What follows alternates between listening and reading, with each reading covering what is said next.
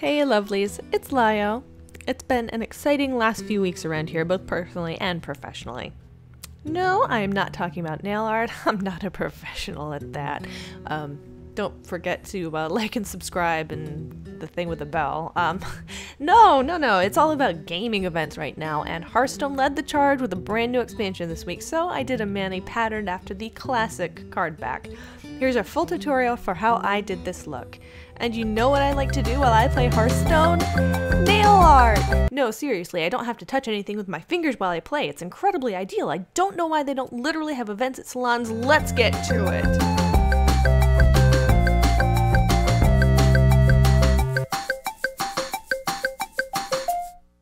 I'm going to start off over on my nail art mat to make a few decals. I'm going to use this gorgeous gold polish and a toothpick to form the compass roses of the classic card back.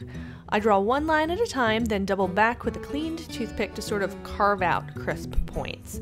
I could do the icon on the nail later with a small brush, but this just gives me a safety net. If I mess up real bad as opposed to restarting from scratch, I can just not use that one.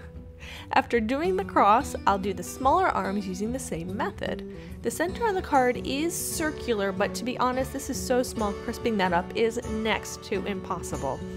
I'll let that dry and scrape up any remaining gold polish while I wait, then use my toothpick with some aqua polish to do the swirl.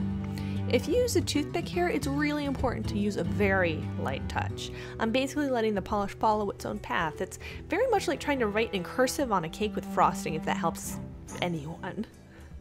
After that dries really thoroughly, I'm going to put a dab of top coat over the top, which does two things.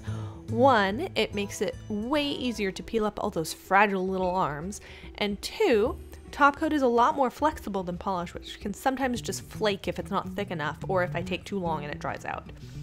So, onto the nail. I started off with cleaned, prepped nails, a standard base coat, and then a middling blue tone. Then I went for the makeup sponges for a circular, sort of rectangular gradient. I used a blue jelly with a little glitter as the center to make it interesting, then used a different card rarity color painted around them to create a glowing effect, and yeah, that really didn't turn out. The orange is supposed to be a stamping polish, so I thought that one at least would be nice and bright, but it's just a mess. I went back to the drawing board with clean prep nails and a peel-off base coat. I do learn sometimes. I'm using this Sally Hansen one, which never dries or peels off properly. It's way more easily accessed than that Unt one though, but I've literally had better luck putting clear Elmer's PVA glue on my nails.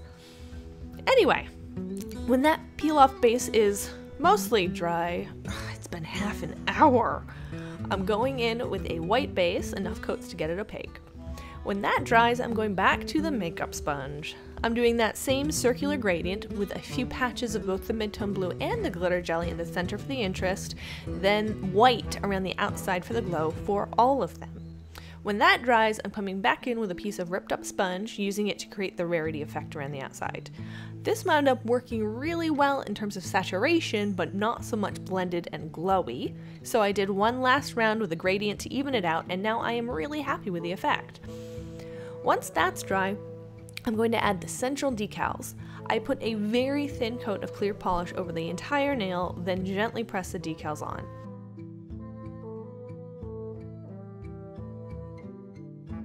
After the clear dried, I put a gold line around the whole nail to create the effect of the card's border, plus the little swirly thing. At that point, my daughter came home from school. Shit happens, you know?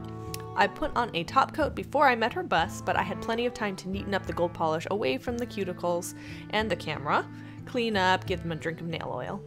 Even if your life isn't quite as hectic as mine, you definitely need to add the top coat here. The surface of the polish is a bit bumpy and weird in places at this point, and you need a level playing field to add just the slightest hint of shading to the beveled edge. I'm going to water the heck out of a brown acrylic craft paint until it's all but transparent. I'm pretending my light source is vaguely toward the top right diagonal corner, kind of like my pointer finger, and painting things in accordingly. Despite being shiny and gold, the border isn't quite popping how I want it to, and this will definitely help. You'll need to be even more wary than usual while this dries though. The watered down paint will stay mostly in place, but it's not like water where it just sinks into the paper. Take care not to brush against it or it'll just go everywhere. You may notice I'm flooding my cuticles like a lot. It's not ideal, but since this is water-soluble craft paint, I just need to be careful when applying the top coat, then go wash my hands, and then apply some oil, and I am ready for the beauty shot. I love how this turned out. The brown shading really took it to the next level for a sort of hand-painted watercolor effect. Even though the rarity border was what I was most stressed on, it barely registered in the finished product, but I am pretty okay with that. It saves me from trying to yell, "Whoa, legendary!" Oh, wait a minute. I'll see you next time.